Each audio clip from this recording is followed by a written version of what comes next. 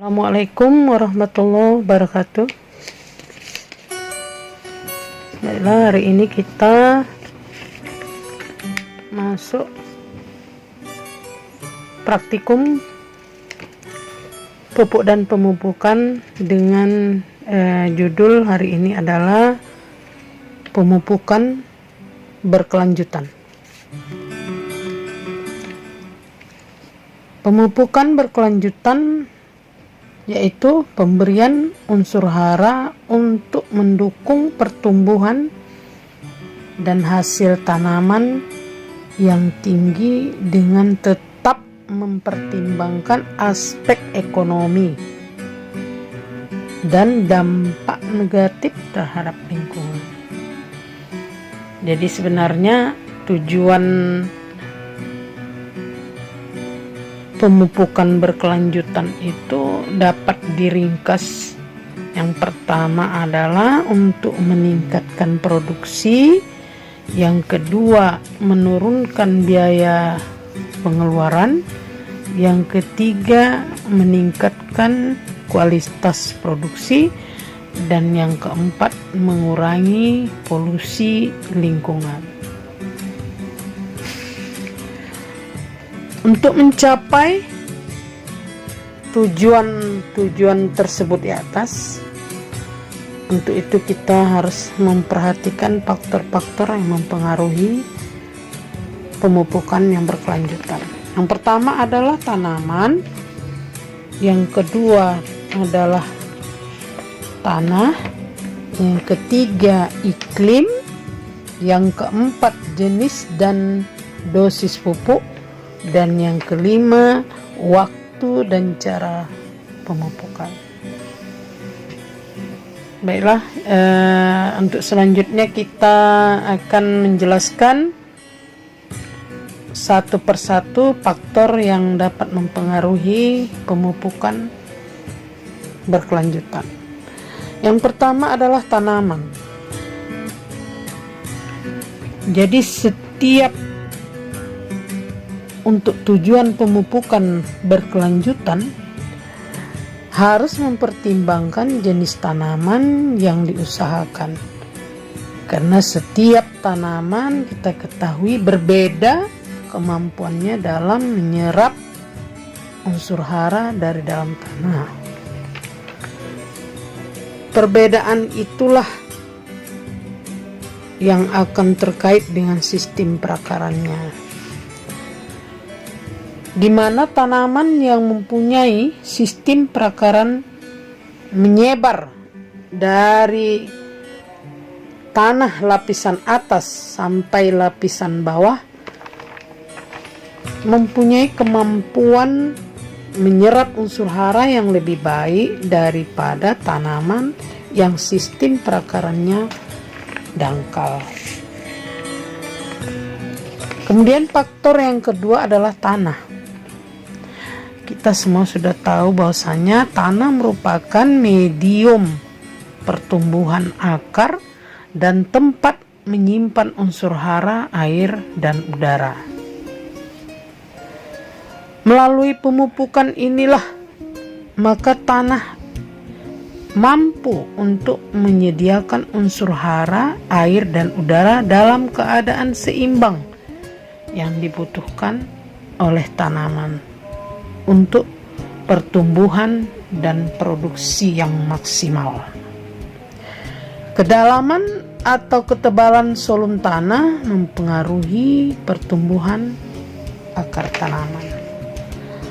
Kemudian faktor yang ketiga adalah iklim. Curah hujan merupakan salah satu unsur iklim yang dapat mempengaruhi proses pertama, pelarutan unsur hara di dalam tanah. Yang kedua, proses pergerakan unsur hara ke akar tanaman. Dan yang ketiga, pengangkutan unsur hara di dalam tubuh tanaman.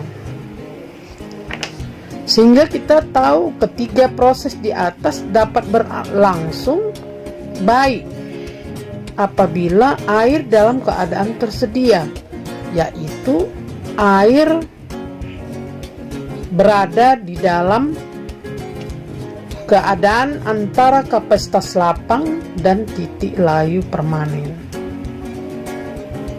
Namun apabila air dalam keadaan berlebih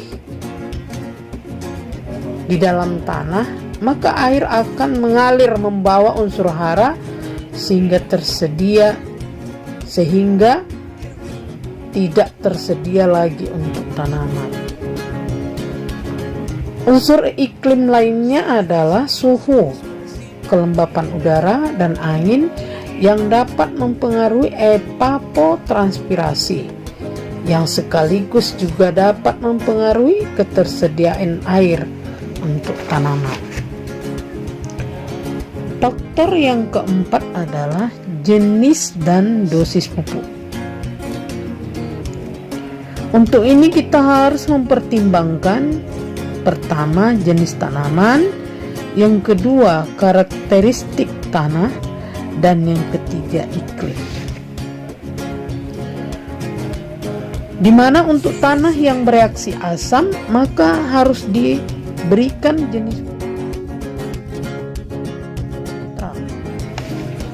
Untuk mendapatkan efisiensi pemupukan, maka sebelum melakukan pemupukan, air harus dalam keadaan tersedia sehingga pupuk yang diberikan bisa terlarut ke dalam larutan tanah dan dapat diserap oleh tanaman.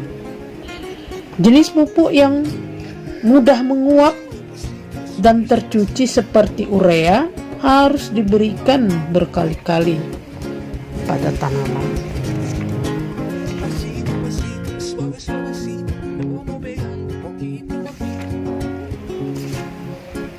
Dosis pupuk yang diberikan harus sesuai yang dibutuhkan tanaman dan status hara di dalam tanah. Faktor yang kelima adalah waktu dan cara pemupukan. Waktu pemberian pupuk dipengaruhi oleh jenis pupuk dan iklim. Waktu musim kering dan musim hujan tidak baik untuk melakukan pemupukan karena unsur hara tidak dapat tersedia bagi tanaman. Waktu pemberian pupuk yang tepat adalah pada saat air tersedia dalam keadaan di mana air berada di antara kapasitas lapang dan titik layu permanen. Pada tanaman yang perakarannya dalam, cara pemberian pupuk secara tugal, dan untuk tanaman yang perakarannya dangkal, pupuk diberikan secara sebar dan lancar. Mungkin untuk praktikum bagian kedua demikian saja, dan untuk selanjutnya kepada seluruh mahasiswa untuk minggu depan harus memberikan laporan praktikum hari ini dan diserahkan minggu depan sebelum mengikuti praktikum bagian ketiga. Demikian. Wassalamualaikum warahmatullahi wabarakatuh.